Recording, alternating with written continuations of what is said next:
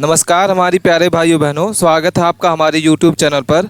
आज के इस क्लास में हम बाल विकास के क्वेश्चनों को पढ़ने वाले हैं। ये वीडियो उन प्यारे भाइयों बहनों के लिए काफ़ी इंपॉर्टेंट होने वाला है जो छात्रावास अधीक्षक तैयारी कर रहे हैं परीक्षा की। तो वीडियो के अंत तक बने रहें प्यारे भाइयों बहनों। और PDF फाइल अगर आप प्राप्त करना चाहते हैं तो टेलीग्राम चैनल के माध्यम से इस PDF को आप प्राप्त कर सकते हैं। चलिए स्टार्ट करते हैं। सारे के सारे क्वेश्चनों को आपको ध्यान से पढ़ना होगा क्योंकि इसमें बाल विकास से भी क्वेश्चन पूछे जाएंगे आपके। सबसे पहला ही क्वेश्चन मोस्ट इंपॉर्टेंट क्वेश्चन है। क्या लिखा हुआ है सबसे पहले पढ़ना है आपको और इसके बाद इसके आंसर को कमेंट करके बताना होगा। लिखा हुआ है कि बच्चों की संरचनात्मक को बढ़ावा देने की शिक्षक को क्या करना चाहिए। काफ़ी इंपॉर्टेंट क्वेश्चन है। आपको क्वेश्चनों को पढ़ना है ध्यान से 1 से 2 बार और इसके बाद इसके आंसर को कमेंट करके बताना है। क्या लिखा हुआ है क्वेश्चन, बच्चों के रचनात्मकता को बढ़ावा देने के लिए शिक्षक को क्या करना चाहिए। कठोर अनुशासन लागू करना, पाठ्यक्रम से बाहर कुछ न पढ़ाना, कल्पनाशील गतिविधियों को प्रोत्साहित करना और केवल परीक्षा पर ध्यान देना। तो इन चारों में से सही उत्तर आपको जो भी लगता है आप हमें कमेंट करके बताइए। सही उत्तर हो जाएगा ऑप्शन नंबर आपका सी। क्या हो जाएगा, कल्पनाशील गतिविधियों को प्रोत्साहित करना। ऑप्शन नंबर आपका सी नंबर करेक्ट आंसर होगा। अगले क्वेश्चन को देखते हैं। क्वेश्चन नंबर 2 है, सृजनात्मक विकास का प्रमुख पक्ष है। ठीक है, ऑप्शन ए लिखा हुआ है नैतिकता, बी नंबर सोचने की क्षमता, सी नंबर खेल कूद और डी नंबर भोजन। तो सृजनात्मकता विकास का जो प्रमुख पक्ष होता है वो क्या होता है साथियों। चलिए इसके आंसर को बताइए प्यारी बहनों, क्या होगा इसका सही उत्तर। जितने भी प्यारे भाइयों बहनों इस वीडियो को देख रहे हैं सबको कमेंट करके बताना है सोचने की क्षमता। ऑप्शन नंबर आपका क्या हो जाएगा, बी नंबर इसका सही उत्तर है। अगला क्वेश्चन है, क्वेश्चन नंबर 3 लिखा हुआ है कि बच्चों में नैतिक विकास का आधार होता है। काफ़ी इंपॉर्टेंट क्वेश्चन है। क्वेश्चनों को आपको ध्यान से पढ़ना होगा। 1 से 2 बार आप क्वेश्चनों को पढ़ें और इसके बाद इसके आंसर को कमेंट करके बताइए कि बच्चों में नैतिक विकास का जो आधार होता है सामाजिक डर, बी नंबर पारिवारिक मूल्य, सी नंबर अनुशासन और डी नंबर धार्मिक शिक्षा। तो बच्चों में नैतिक विकास का जो आधार होता है वो क्या हो जाएगा।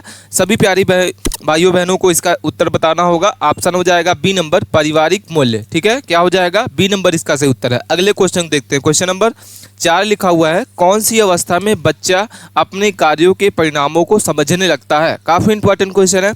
चलिए इसके आंसर को बताइए प्यारी भाइयों बहनों, क्या होगा सही उत्तर कि कौन सी अवस्था में बच्चा अपने कार्यों के परिणामों को समझने लगता है। पूर्व बाल्यावस्था, मध्य बाल्यावस्था, किशोरावस्था और शैशवावस्था। तो सही उत्तर आपका हो जाएगा बी नंबर। क्या हो जाएगा, मध्य बाल्यावस्था में बच्चा जब होता है तो अपने कार्यों के परिणामों को समझने लगता है। अगला क्वेश्चन है, क्वेश्चन नंबर 5 लिखा हुआ है, प्राथमिक स्तर पर बच्चों के लिए सबसे उपयुक्त पाठ्य विधि क्या है। काफ़ी इंपॉर्टेंट क्वेश्चन है। चलिए इसके आंसर को बताइए क्या होगा।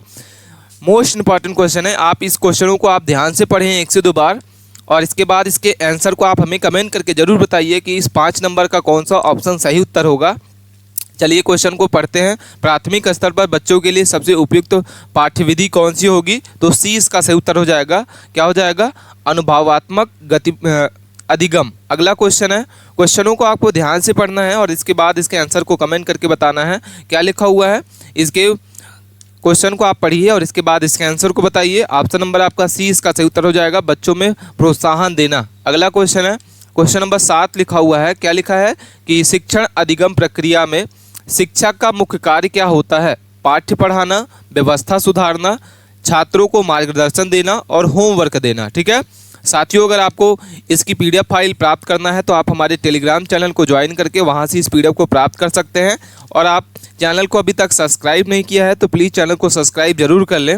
इसका जो सही उत्तर हो जाएगा ऑप्शन नंबर आपका सी इसका सही उत्तर होगा, छात्रों को मार्गदर्शन भी देना। क्या होता है, शिक्षण अधिगम प्रक्रिया में शिक्षक का जो मुख्य कार्य होता है वो छात्रों को मार्गदर्शन भी देना, इसका सही उत्तर होगा। अगले क्वेश्चन को देखते हैं। क्वेश्चन नंबर क्या लिखा हुआ है, 8 नंबर लिखा है कि बच्चों में सीखने की क्षमता का निर्धारण किससे होता है। काफ़ी इंपॉर्टेंट क्वेश्चन है।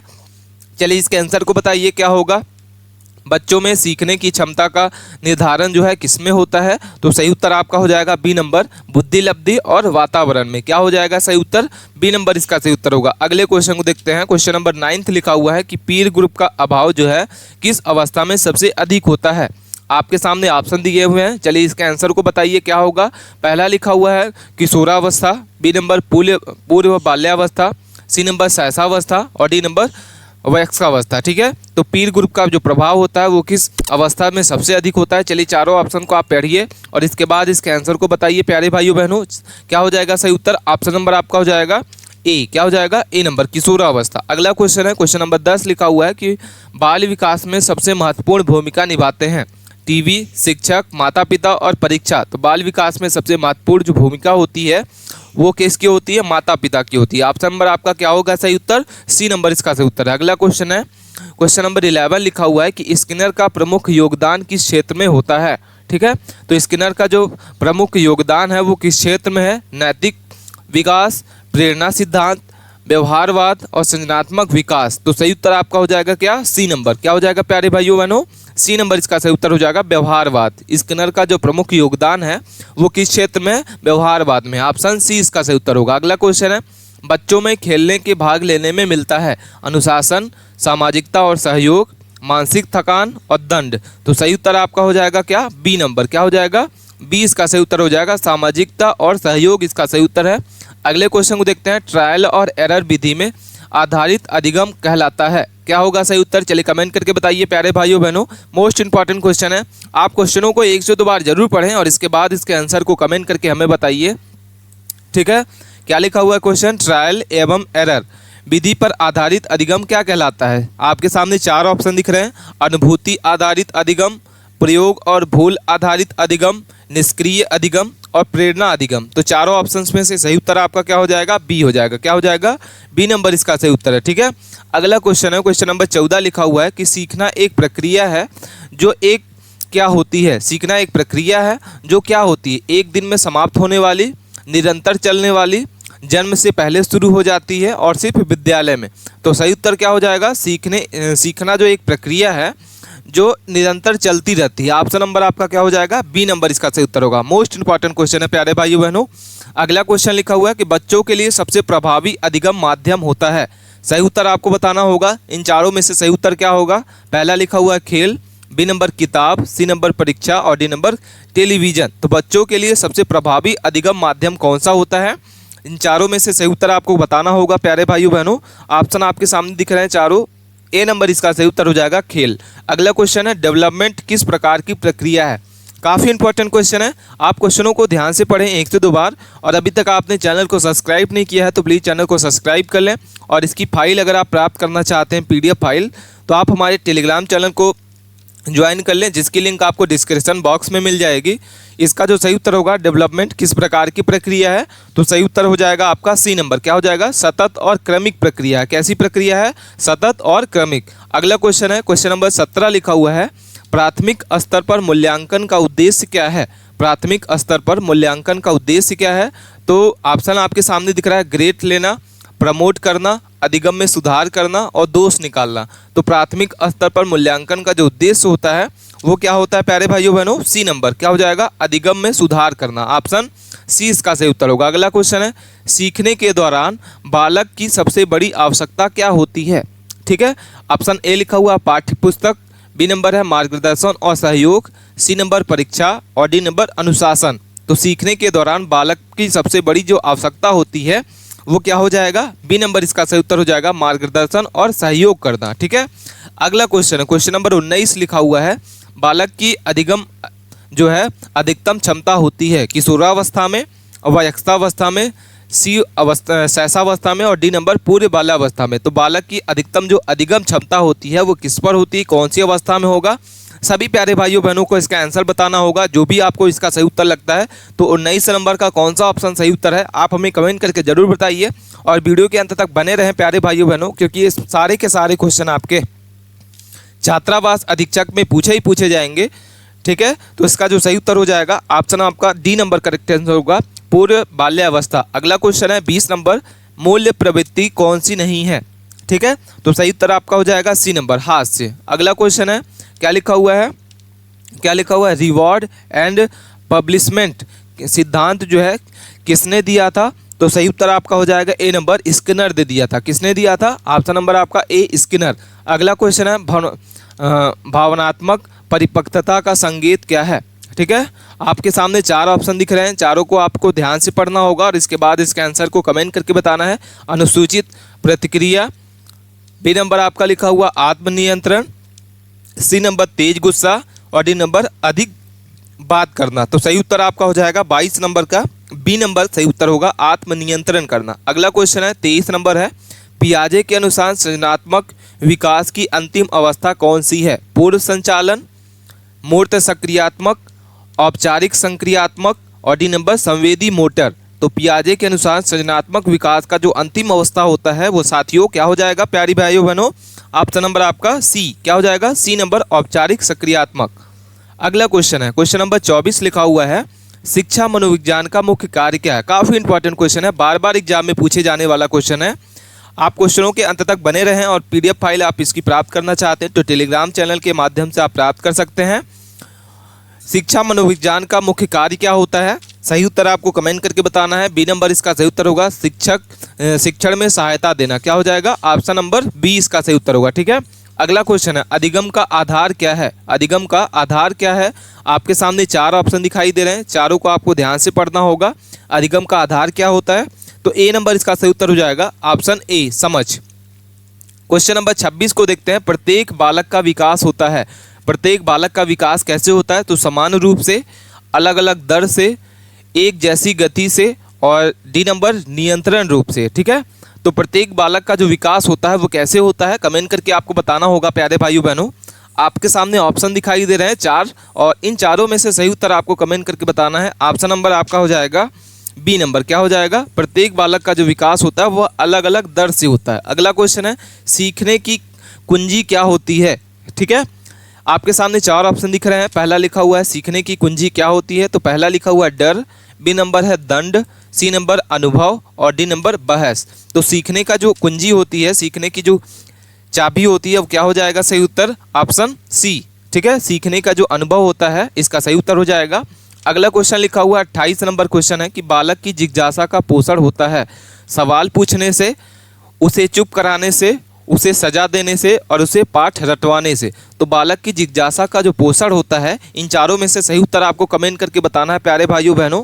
मोस्ट इंपॉर्टेंट क्वेश्चन हम इसमें देख रहे हैं, प्रीवियस ईयर के आए हुए जितने भी क्वेश्चन हैं ये सारे के सारे क्वेश्चन आपके बाल विकास के मोस्ट इंपॉर्टेंट क्वेश्चन हैं। तो आप वीडियो के अंत तक बने रहें और इसके आंसर जो भी आपको लगता है आप हमें कमेंट करके बताइए। ऑप्शन नंबर ए इसका सही उत्तर हो जाएगा, बालक की जिज्ञासा का जो पोषण समाप्त होता है वो सवाल पूछने से होता है। अगला क्वेश्चन है 29 नंबर क्वेश्चन है, शारीरिक विकास की दर सबसे कम होती है। शारीरिक विकास की दर जो है सबसे कम होती है किस अवस्था में होगा? इसका सही उत्तर शैशवावस्था, पूर्व बाल्यावस्था, किशोरावस्था और वयस्कावस्था। तो सही उत्तर आपका हो जाएगा प्यारे भाइयों बहनों, डी नंबर करेक्ट आंसर है। अगला क्वेश्चन है, क्वेश्चनों को आपको ध्यान से पढ़ना होगा और इसके बाद इसके आंसर को कमेंट करके बताना है। ऑप्शन सी इसका सही उत्तर होगा। अगला क्वेश्चन है 32 नंबर क्वेश्चन लिखा हुआ है कि प्राथमिक शिक्षा का मुख्य उद्देश्य क्या है? तो प्राथमिक शिक्षा का जो मुख्य उद्देश्य होता है, आपके सामने 4 ऑप्शन दिख रहे हैं। पहला लिखा हुआ है शिक्षा देना, मूल्यांकन करना, आधारभूत अधिगम करना और डिग्री देना। ठीक है, तो प्राथमिक शिक्षा का जो मुख्य उद्देश्य होता है वो क्या हो जाएगा? सही उत्तर सी नंबर। क्या हो जाएगा? आधारभूत अधिगम। ऑप्शन नंबर आपका सी इसका सही उत्तर होगा। नेक्स्ट क्वेश्चन को देखते हैं, क्वेश्चन नंबर 33 लिखा हुआ है कि बालकों में स्व अनुशासन कैसे उत्पन्न किया जा सकता है? बालकों में स्व अनुशासन कैसे उत्पन्न किया जा सकता है? कठोर दंड देके, बी नंबर है मार के, आत्मबोध से और लगातार पढ़ाई करने से। तो बालकों में स्व अनुशासन कैसे उत्पन्न किया जाता है? तो सही उत्तर आपका हो जाएगा सी नंबर। क्या हो जाएगा? सी, आत्मबोध से। ठीक है, अगला क्वेश्चन लिखा हुआ है 34 नंबर क्वेश्चन है, मोस्ट इंपॉर्टेंट क्वेश्चन है कि भाषा विकास किस प्रकार की विकास है? शारीरिक, बी नंबर मानसिक, सी नंबर सृजनात्मक और डी नंबर सामाजिक। तो सही उत्तर आपका हो जाएगा प्यारे भाइयों बहनों, बी नंबर करेक्ट आंसर है, सामाजिक है। क्या हो जाएगा? भाषा विकास किस प्रकार की विकास है? तो मानसिक विकास है। ठीक है, अगला क्वेश्चन है क्वेश्चन नंबर 35 लिखा हुआ है, सीखने की सबसे अच्छी स्थिति कब होती है? जब भय का वातावरण हो, जब बालक को स्वतंत्रता मिले, जब शिक्षक कठोर हो और जब पाठ कठिन हो। तो सीखने की सबसे अच्छी जो स्थिति होती है वो क्या हो जाएगी? ऑप्शन डी इसका सही उत्तर हो जाएगा, जब पाठ कठिन हो। अगला क्वेश्चन है क्वेश्चन नंबर 36 लिखा हुआ है कि किशोरावस्था में कौन सी परिवर्तन होते हैं? चलिए कमेंट करके बताइए प्यारे भाइयों बहनों। शारीरिक, बी नंबर मानसिक, सी नंबर सामाजिक और डी नंबर उपयुक्त सभी। तो किशोरावस्था में कौन से परिवर्तन होते हैं? तो सही उत्तर आपका हो जाएगा ए नंबर शारीरिक। क्या हो जाएगा? Option A.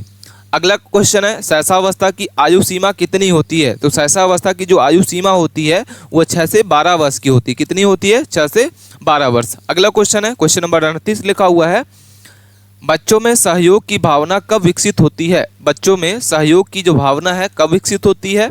सहसावस्था में, पूर्व बाल्यावस्था में, मध्य बाल्यावस्था में और किशोरावस्था में। ठीक है, तो सही उत्तर आपका हो जाएगा सी नंबर, बाल्यावस्था, मध्य बाल्यावस्था में। अगला क्वेश्चन है, मूल्यांकन का अर्थ क्या होता है। मूल्यांकन का अर्थ क्या है, कमेंट करके बताइए प्यारे भाइयों बहनों। आपके सामने 4 ऑप्शन दिख रहे हैं, चारों को आपको ध्यान से पढ़ना होगा और 1 से 2 बार, और इसके बाद इसके आंसर को कमेंट करके बताना है। मूल्यांकन का जो अर्थ होता है योग्यता की पहचान करना होता है। क्या होता है? ऑप्शन नंबर आपका सी।